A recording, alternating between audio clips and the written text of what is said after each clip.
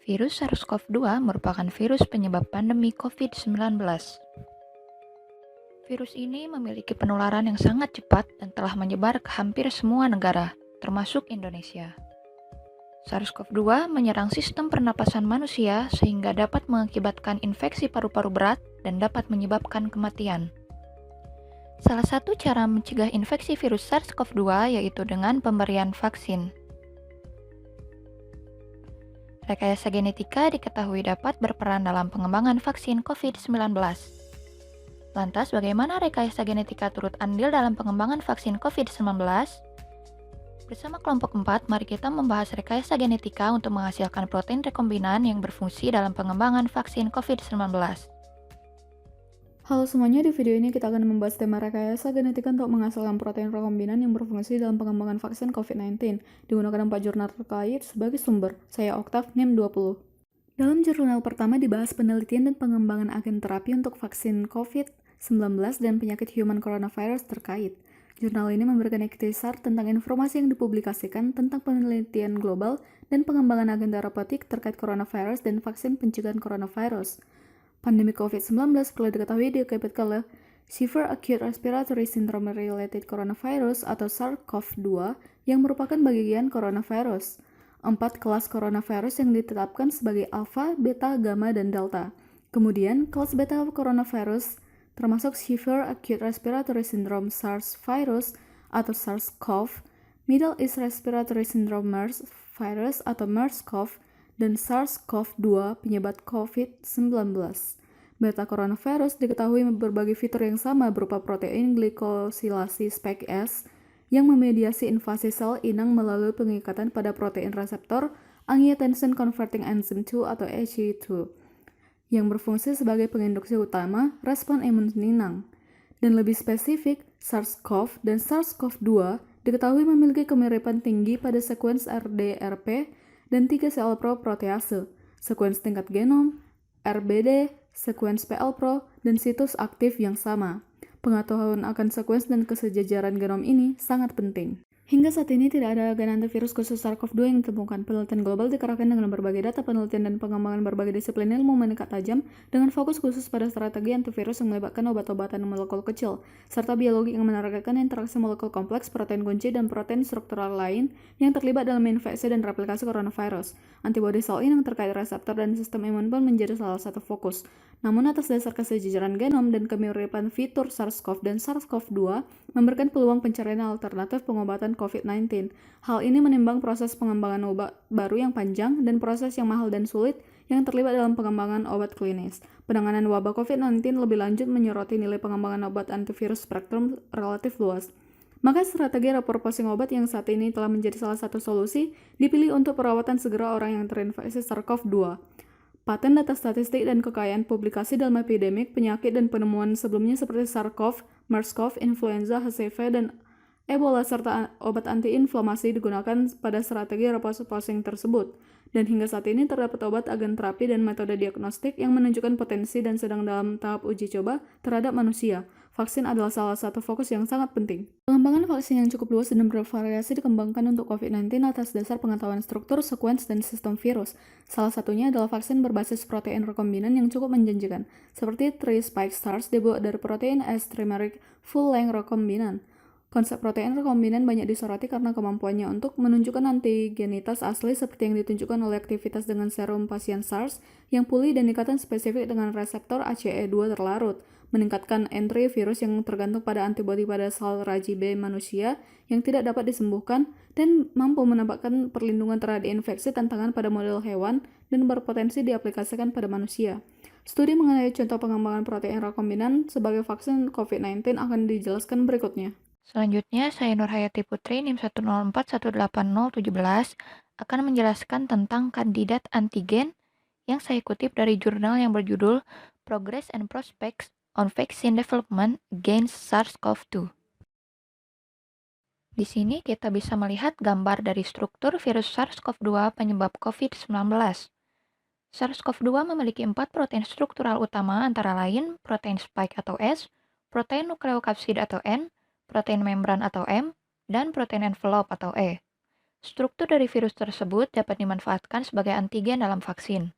Antigen ini nantinya akan menginduksi kerja sistem imun untuk memproduksi antibodi, sekaligus sebagai pengingat jika terjadi serangan virus yang sama di masa depan.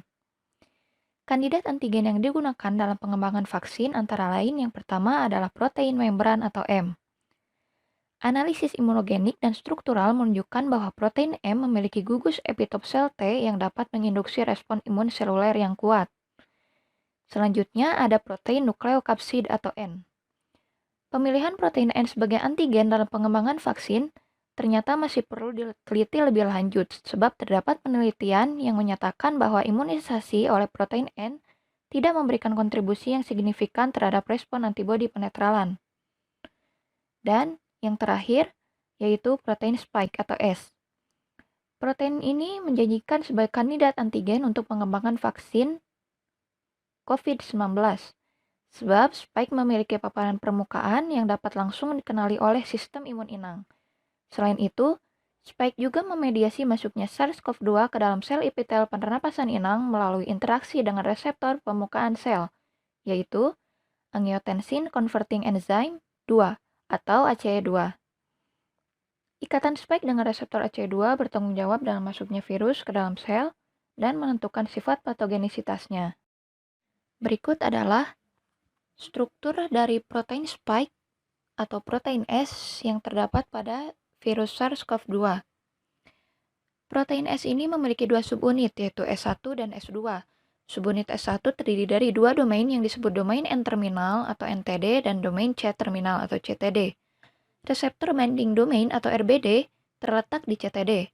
Sementara itu, subunit S2 mengandung elemen dasar yang dibutuhkan dalam fusi membran, termasuk internal membrane fusion peptide atau FP, 27 peptide repeats atau HR, sebuah membran proximal external region atau MPER, dan domain transmembran atau TM. Sejauh ini protein S maupun fragmennya, RBD, subunit S1, NTD, dan FP, telah berpotensi sebagai antigen dalam pengembangan vaksin. Dari beberapa penelitian, antigen-antigen tersebut dapat menghasilkan antibodi penetralan yang tinggi. Berikut merupakan gambar ilustrasi antibodi penetralan yang dihasilkan ketika imunisasi antigen protein spike. Antibodi penetralan ini nantinya akan memblokir aktivitas dari virus SARS-CoV-2 sehingga tidak dapat masuk ke dalam sel dan patogenisitasnya pun akan terhambat. Perkenalkan, saya Aisyah dan saya akan menjelaskan tentang protein rekombinan RBD 219N1 dari SARS-CoV yang berpotensi untuk digunakan sebagai human vaccine terhadap COVID-19. Seperti yang telah dijelaskan sebelumnya, protein RBD merupakan bagian dari protein spike yang berinteraksi langsung dengan reseptor AC2 dalam host cell. Imunisasi oleh RBD menginduksi antibodi spesifik yang dapat menghalangi pengenalan dengan reseptor ini, sehingga efektif dalam mencegah invasi dari virus. Reseptor AC2 juga dikenali oleh SARS-CoV-2, dan berdasarkan hasil sequence alignment juga diperoleh kemiripan asam amino yang tinggi antara kedua virus. Pada jurnal ini, secara spesifik dipilih varian RBD219N1 sebagai kandidat vaksin yang paling optimal, karena terbukti memiliki tingkat expression yang tinggi dan mempertahankan antigenitas dan fungsionalitasnya, serta kemampuan untuk menginduksi antibodi spesifik yang lebih kuat, dan tingkat netralisasinya lebih tinggi dibandingkan varian lainnya yang telah diuji. Proses penelitian yang dinukil oleh jurnal ini adalah sebagai berikut. Pertama, protein rekombinan RBD SARS-CoV ini telah dikembangkan dan diproduksi pada tahun 2016. Dan sejauh ini tetap stabil sehingga dapat langsung diekspresikan dalam ragi. Kemudian dimurnikan untuk mengoptimalkan hasilnya dan dilakukan uji pada mencit. Pada uji mencit diformulasikan dengan alum atau sebuah ajuvan dalam vaksin. Hasil uji pada mencit menunjukkan bahwa protein ini dapat menginduksi imunitas protektif terhadap SARS-CoV strain MA15. Dan imunopatologinya juga minimal sehingga mengurangi potensi masalah keamanan. Selanjutnya, antibodi tersebut juga dapat melakukan cross-neutralization pada SARS-like coronavirus pada kelelawar. Dan yang paling penting juga pada pasien SARS-CoV, pasien manusia SARS-CoV yang telah sembuh dapat menetralkan entry oleh SARS-CoV-2, sehingga mendukung adanya kemungkinan cross-protection menggunakan RBD SARS-CoV sebagai antigen terhadap SARS-CoV-2. Selain itu, berdasarkan tinjauan studi lain, beberapa antibodi monoklonal yang diajukan terhadap RBD SARS-CoV dan yang menetralkan virus SARS-CoV secara in vitro berikatan dengan RBM dalam RBD sebagai mekanisme utamanya. Namun, kita telah ketahui bahwa kemiripan asam amino dalam RBM itu hanya sekitar 59%. Oleh karena itu, reaktivitas silang pada RBM SARS-CoV dengan RBM SARS-CoV-2 kemungkinan terbatas. Penelitian terbaru menunjukkan bahwa MAB dari RBD SARS-CoV ini bisa berikatan dengan daerah epitop di luar RBM, sehingga menunjukkan reaktivitas silang dan menginduksi antibodi penetralisir. Vaksin protein rekombinan SARS-CoV RBD, RBD219N1, memiliki prospek sebagai kandidat vaksin, karena dia telah dimanufaktur pada tahun 2016 dan dapat memulai uji klinis secara lebih cepat dan kemungkinan dapat digunakan lebih awal di tahun 2021 dibandingkan pengembangan vaksin menggunakan RBD SARS-CoV-2 itu sendiri yang lebih lama setahun. Lalu apa saja keuntungan atau kelebihan dari vaksin ini sebagai kandidat vaksin untuk COVID? Yang pertama adalah high yield dan low cost. Dalam skala produksi 10 liter, antigen ini dapat diproduksi melalui fermentasi dengan purification recovery lebih dari 50%. Yang kedua adalah teknologi transfer yang mudah, karena teknologi ini secara universal terdapat dalam manufaktur vaksin. Yang ketiga adalah shovel ready, karena antigen ini telah diproduksi oleh cGMP dan dapat diproduksi sekitar 20.000 hingga 200.000 sehingga dapat ditransfer ke pemanufaktur vaksin untuk produksi skala besar yang memenuhi kebutuhan global. Perkenalkan, saya Nur Afifah akan menjelaskan isi jurnal yang berjudul Design of a Peptide-Based Subunit Vaccine Against Novel Coronavirus. Saat ini, berbagai ahli mikrobiologi di seluruh dunia sedang mengembangkan vaksin SARS-CoV-2. Kebanyakan vaksin dirancang dengan melibatkan protein tunggal sebagai vaksin atau hanya melibatkan satu jenis epitop, misalnya CTL epitop. Peneliti kemudian mencoba untuk merancang vaksin subunit berbasis multi-epitop SARS-CoV-2 menggunakan 33 jenis epitop yang bersifat antigenik. Metode yang digunakan pertama-tama adalah penapisan protein menggunakan 4 jenis protein yang dimiliki SARS-CoV-2, lalu dilanjutkan dengan prediksi epitop dan perancangan vaksin. Lalu struktur dari vaksin kemudian diprediksi yang meliputi karakteristik fisikokimianya, imunogenisitas, dan alergenisitasnya. Lalu dilakukan simulasi pengikatan kompleks vaksin dengan reseptor TLR3 yang dipilih pada percobaan ini. Setelah itu dilakukan cloning in silico untuk melihat tingkat ekspresi vaksin pada mikroorganisme yaitu E. coli strain K12 serta dilakukan MD simulation. Berdasarkan penapisan protein antigenik, diperoleh 3 jenis protein yang memiliki probabilitas antigenik di atas 0,8. Selain itu, diperoleh 33 jenis epitop yang berasal dari HTL, CTL, dan cell-B epitop. Perancangan vaksin subunit dilakukan menggunakan 33 jenis epitop yang berasal dari 3 protein yang digunakan untuk merancang vaksin. Vaksin yang telah dirancang memiliki probabilitas antigenik yang cukup tinggi serta dinyatakan non-alergenik. Berdasarkan penentuan sifat fisikokimia vaksin, diperoleh berat molekul vaksin yaitu 62,34 kilodalton dengan indeks kestabilan 24,76 serta vaksin yang diuji bersifat cukup alifatik dan memiliki waktu paruh yang cukup lama. Interaksi yang stabil pada kompleks vaksin dengan reseptor dapat dilihat pada gambar dengan vaksin yang ditunjukkan berwarna kuning sedangkan reseptor TLR3 berwarna biru. Dari simulasi antara kompleks vaksin dengan reseptor diperoleh 4 grafik. Grafik A merupakan grafik RMSD yang menunjukkan aktivitas backbone asam amino pada kompleks vaksin dengan reseptor.